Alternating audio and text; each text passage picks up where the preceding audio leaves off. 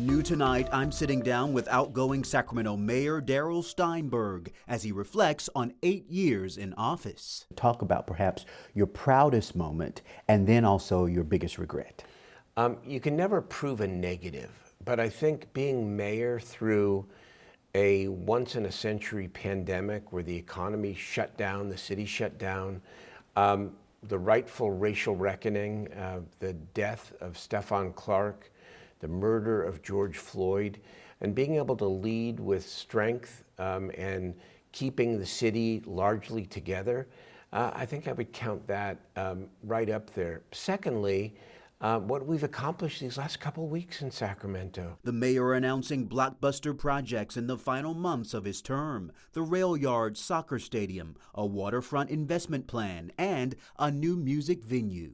All of these investments, in addition to creating jobs and increase our tax base, going to create a lot of memories for generations of Sacramentans.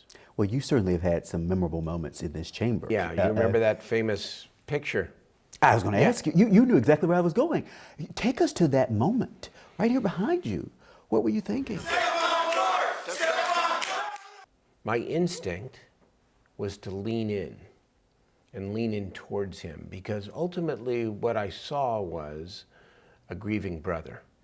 Now, that was a one-time thing because you have to maintain the decorum in the chambers. And that's been one of the toughest challenges, to make sure that people are heard, and at the same time, people are not afraid of coming here because they're worried about the atmosphere. Starting date Wednesday, December 26, 2018, 18 hours, 9 minutes. 911, what is the location of your emergency? At Arden Mall, in front of BJ's, there's a fight. It's like almost like a riot. You know, year after year almost, you had these massive brawls where people weren't feeling safe to go out and shop and things of that nature, and businesses were concerned. Do you think that enough is being done, or can more be done to really address some of the concerns around? More can always be done, but I will tell you, we have put an emphasis on law enforcement as well.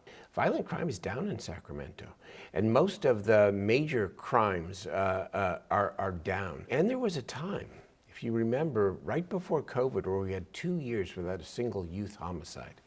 I want to get back to that, because one death of an innocent person is one death too many. And did you have anything you wanted to say to the Clark family and those in the community still seeking social justice, if you will?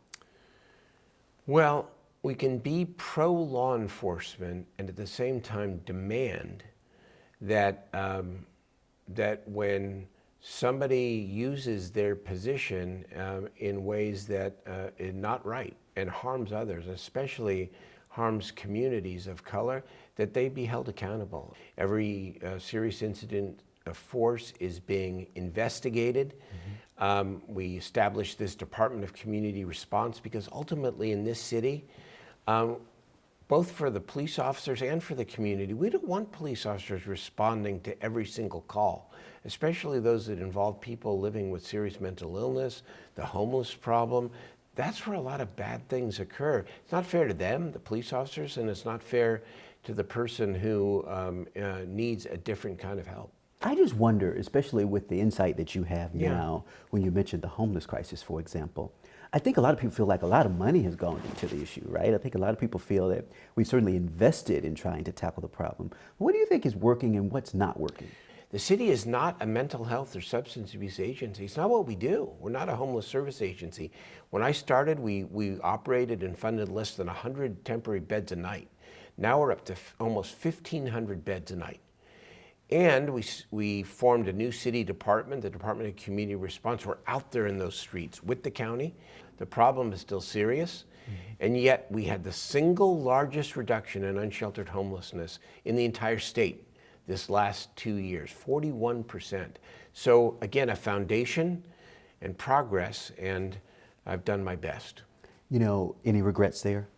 I think I came in after my years in the legislature, maybe not fully appreciating some of the limitations of the role of mayor in this city. You're one vote among 9. You don't have the strong mayor system. You don't have strong mayor. Full accountability with limited authority. I knew that going in, but I'm not sure I fully appreciated it. And again, no regrets.